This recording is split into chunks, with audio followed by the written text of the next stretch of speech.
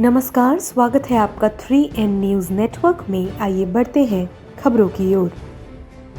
कल सीतामढ़ी में हुए पुलिस व शराब तस्कर मुठभेड़ दरोगा की मौत के बाद आज उनका पार्थिव शरीर उनके पैतृक आवास लखोरा पहुंचा, जहां हजारों की संख्या में पहुंचे ग्रामीणों व अन्य लोगों ने आज खूब बवाल काटा व परिजनों को नौकरी व अन्य सुविधाओं की मांग के साथ ही सीतामढ़ी एसपी व थाना अध्यक्ष को हटाने की मांग को लेकर खूब नारेबाजी की।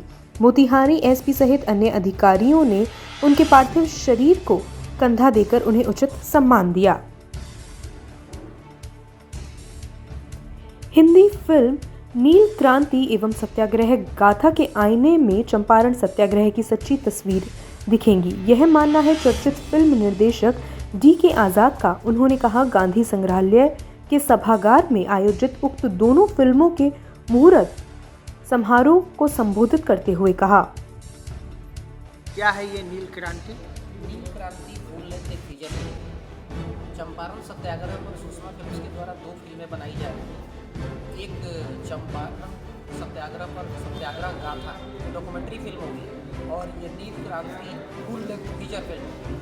दोनों फिल्में गांधी जी के चंपारण पीरियड पर, चंपारण में जितने दिन गांधी जी थे उस विषय को लेकर के है। और दोनों फिल्मों में चंपारण के जो सत्याग्रही हैं, चंपारण के जो स्वतंत्रता सेनानी हैं, उस कैरेक्टर को ज़्यादा उभारने का हमारा ये है कि जो इतिहास के अनछुए पहलू है वो भी इसमें आए और जो इतिहास ज्ञातव्य है, जो जाना जा रहा है, जो उपलब्ध है वो तो है ही, इस जो ओझल है उसको भी समेट करके ये फिल्में बनाई जा रही हैं। और इसको चंपारण के नई पीढ़ी के लिए प्रेरणादायी बना रहे हैं कि चंपारण की नई पीढ़ी जो है इस फिल्म को देख करके चंपारण सत्याग्रह के यथार्थ को जान सके, चंपारण सत्याग्रह के आंदोलन से रूबरू। मतलब कब शूटिंग करेंगे इसकी आप? ये डॉक्यूमेंट्री की फिल्म तो अप्रैल तक ये फिल्म प्रदर्शित हो जाएगी। जो मार्च में शूट होना है, मार्च फर्स्ट वीक में शूटिंग होगी और फीचर फिल्म की शूटिंग अप्रैल से शुरू होगी, जो 1 साल के अंदर वो प्रदर्शित। कितने कलाकारों को मिले हैं? 150 कलाकारों का लगभग ये बड़ा जत्था इस फिल्म के लिए, क्योंकि बहुत सारे कैरेक्टर हैं आंदोलन में। मुख्य 2, 4, 5 कैरेक्टर हैं, लेकिन बाकी तो छोटे छोटे बहुत सारे कैरेक्टर हैं, जिसमें 150 कलाकारों का लगभग स्थानीय कलाकारों की भूमिका ज़्यादा होगी या फिर बाहरी कलाकारों को मिले? नहीं, चंपारण के जो कलाकार हैं उनको प्राथमिकता के तौर पर तो जगह दिया ही जाएगा, क्योंकि ऐतिहासिक फिल्म है। इसके लिए बड़े कलाकारों की भी ज़रूरत हो सकती है, तो उसके लिए NSD से पास आउट जो आर्टिस्ट हैं, थिएटर के आर्टिस्ट हैं, जो मजे हुए कलाकार हैं, 2, 4, 5 कलाकार बाहर से भी आ रहे हैं और बाकी बिहार और यूपी के कलाकार हैं और स्थानीय कलाकार हैं, सबको मिला के एक कंप्लीट फिल्म बनाई। All India fair price shop dealers federation UP के जिलाध्यक्ष अनिल कुमार तिवारी के नेतृत्व में जिले भर के कोटेदार धरने पर बैठ गए।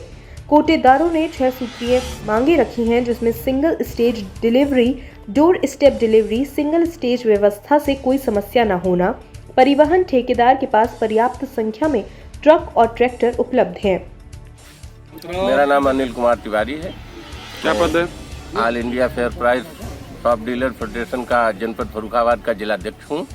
आज ये किस लिए हड़ताल रखी है कोटेदारों ने? ये हड़ताल इसलिए है कि खाद्य सुरक्षा अधिनियम जो गवर्नमेंट ने लागू किया था, केंद्र सरकार ने, उसमें पहली शर्त थी कि खाद्यान्न कोटेदार की दुकान पे पहुंचेगा, जो कि सरकार उसका पालन नहीं कर रही है।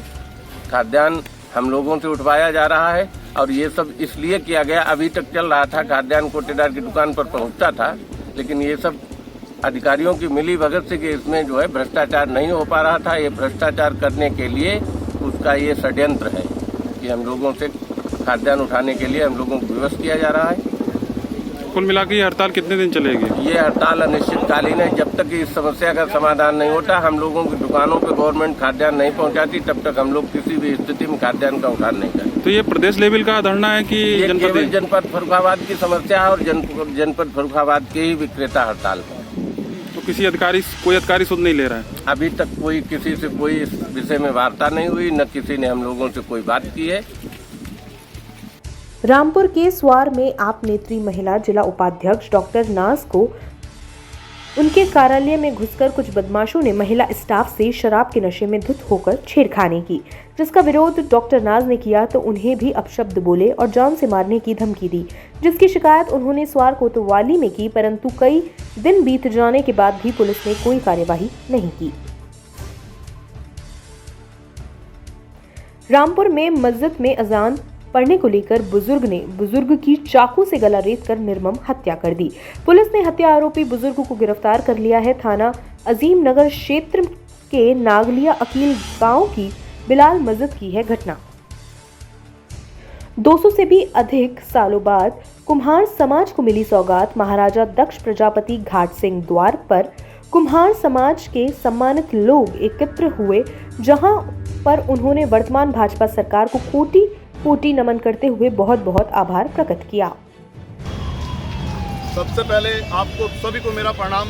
आप जैसे कि जानते हैं, आज हरिद्वार के अंदर मैंने पहले अपने वक्तव्य में कहा था कि 70-80 सालों में सरकार द्वारा जिस तरीके से कुम्हार समाज को एक आशीर्वाद मिला है, लेकिन मैंने जब देखा ये 70-80 सालों की बात नहीं मित्रों, ये कम से कम 100-150 सालों की बात है।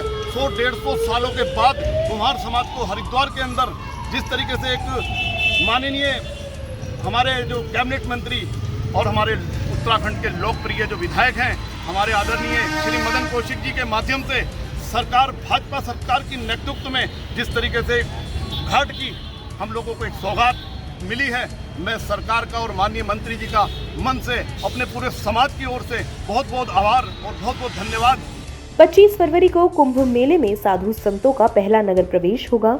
निरंजनी अखाड़े के रमता पंच बैंड बाजों के साथ निरंजनी अखाड़े से कुंभ के लिए SMJ NPG कॉलेज में बनाई गई छावनी में प्रवेश करेंगे।